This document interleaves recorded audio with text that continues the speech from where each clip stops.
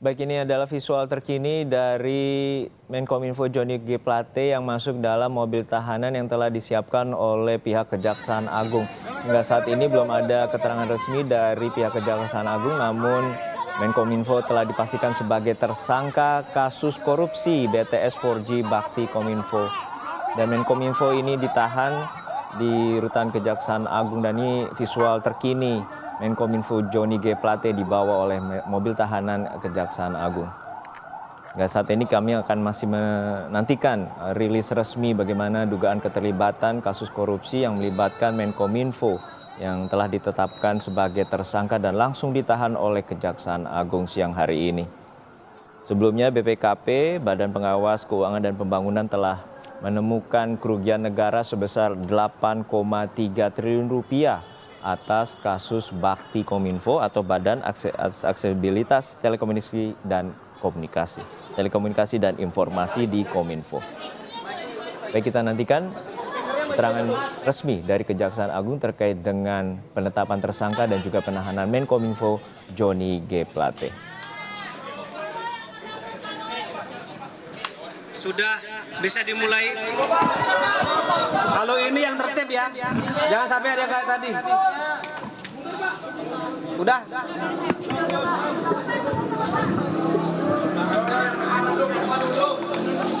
Yang depan duduk, yang tertib, yang lainnya biar semua dapat. Ngomongnya Nyandi yang nunjuk semua, jangan semua ngomong. Oke? Assalamualaikum warahmatullahi wabarakatuh. Selamat siang. Om Swastiastu, Namo Buddhaya, salam kebajikan. Terima kasih atas kehadiran rekan-rekan media. Pada kesempatan hari ini kami akan melakukan press conference dengan Direktur Penyidikan sesuai janji kami. Hari ini kita telah melakukan suatu pemeriksaan terkait dengan perkara BTS. Kita melakukan 7 pemeriksaan orang. 1 orang kita tetapkan jadi tersangka dan sudah dilakukan penahanan, tadi saudara-saudara sekalian melihatnya. Yang 6 orang masih dalam proses pemeriksaan hari ini. Untuk lebih lengkapnya nanti Pak Dirdik menyampaikan, dan nanti penutupnya juga saya akan menyampaikan hal-hal yang penting terkait dengan perkembangan BTS 4G. Silakan Pak Dirdik. Terima kasih. Assalamualaikum warahmatullahi wabarakatuh. Selamat siang rekan-rekan media. Pada hari ini kami dari Direktorat Penyidikan Kejaksaan Agung telah melakukan pemanggilan kembali Saudara JP selaku saksi untuk yang ketiga kali. Adapun pemeriksaan kali ini tentunya dalam rangka pendalaman terhadap pemeriksaan-pemeriksaan 2 yang terdahulu.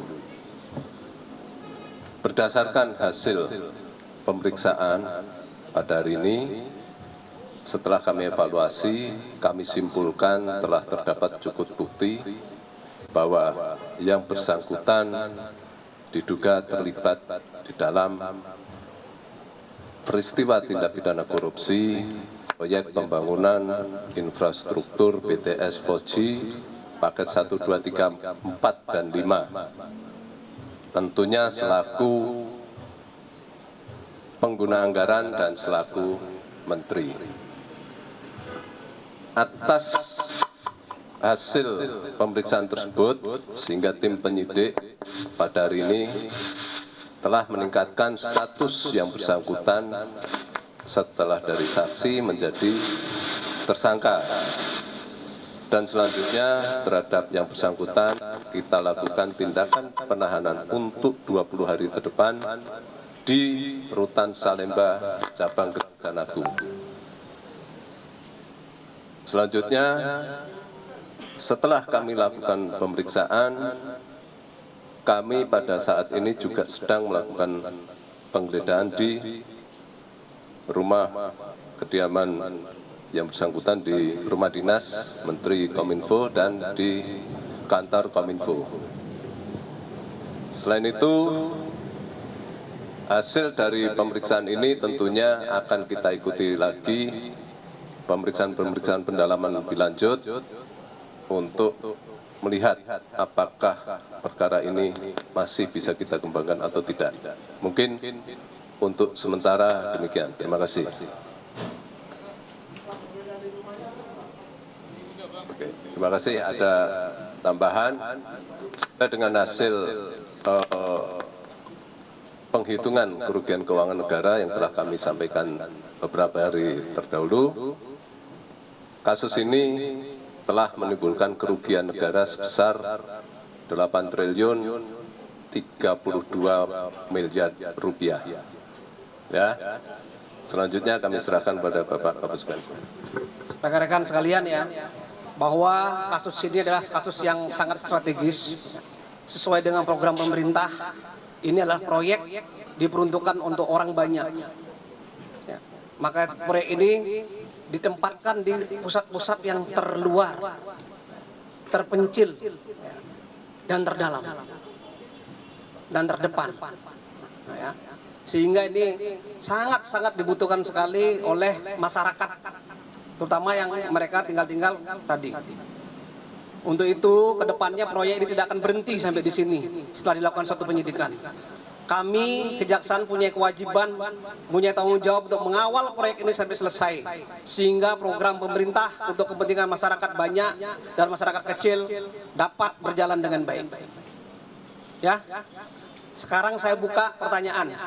Jangan rebutan. Sebentar, kamu nanya dulu. Saya Taufik dari cnnindonesia.com. Izin bertanya Pak terkait dengan kasus ini. Kan tadi disebutkan bahwa kerugian negara dalam kasus ini mencapai 8 triliun. Apakah sudah diketahui berapa nilai korupsi yang dimanfaatkan atau diambil sendiri oleh Johnny G. Plate? Itu yang pertama. Yang kedua, apakah ada aliran dana terkait ke parpol beliau gitu? Ya, terkait dengan aliran dana dan sebagainya tentu saja saat ini masih kita dalami dan nanti tunggu saja. Makanya kami juga setelah menetapkan tersangka ini kegiatannya tidak berhenti begitu saja. Kita masih melakukan pengumpulan alat bukti yang lain. Ya, kalau nanti ketemu pasti akan kami sampaikan. Ya. Terkait parpol Pak, aliran dana masuk parpol di dalamnya juga Pak. Masih berlangsung Pak penggeledahannya Pak. Penggeledahan sedang berjalan. Pasalnya pasal 2 dan pasal 3 Undang-Undang Tindak Pidana Korupsi. Yunto pasal 55 ayat 1 ke 1 KUHP.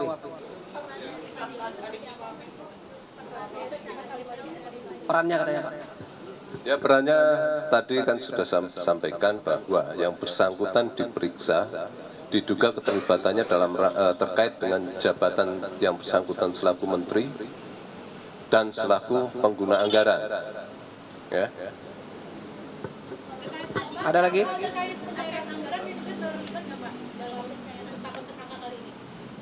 Kita masih mendalami semua, ya. Dari hasil pemeriksaan BPKP kemarin disampaikan oleh Pak Jasagun dan Kepala BPKP, ini kita pelajari dulu.